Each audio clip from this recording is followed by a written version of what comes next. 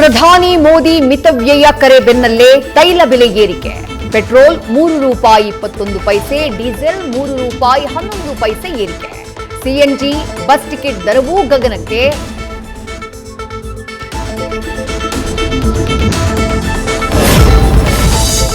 ಅಗತ್ಯ ವಸ್ತುಗಳ ಬೆಲೆ ಏರಿಕೆ ರಾಜಕೀಯ ವಾಗ್ಯುದ್ಧ. ಬೆಲೆ ಏರಿಕೆ ಹಿಂಪಡೆಯುವುದಕ್ಕೆ ಸಿಎಂ ಸಿದ್ದರಾಮಯ್ಯ ಆಗ್ರಹ. ಪ್ರಧಾನಿ ಮೋದಿ ವಿರುದ್ಧ ಡಿಸಿಎಂ ಡಿಕೆಶಿ ಬ್ಲಾಸ್ಟ್.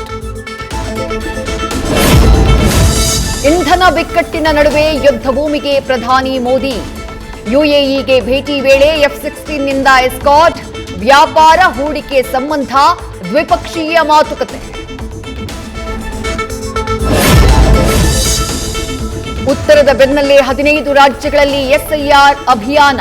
ಕರ್ನಾಟಕದಲ್ಲಿ 24 ವರ್ಷಗಳ ಬಳಿಕ ಮತಪಟ್ಟಿ ಪರಿಷ್ಕರಣೆ.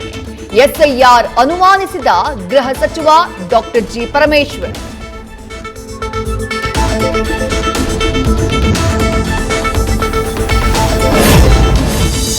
ನಟ ದರ್ಶನ್ಗೆ ಸುಪ್ರೀಂ ಕೋರ್ಟ್ ಶಾಕ್. 1 ವರ್ಷ ಜೈಲು. ದಾಸನಿಗೆ ಮುಳುವಾದ ಸಾಕ್ಷಿ ವಿಳಂಬ ಹೇಳಿಕೆ.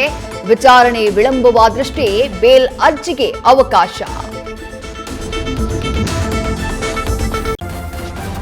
ನ್ಯೂಸ್ ಫಸ್ಟ್ ನಿರ್ಭೀತಿಯಿಂದ ನಿಮ್ಮ ಪರವಾಗಿ.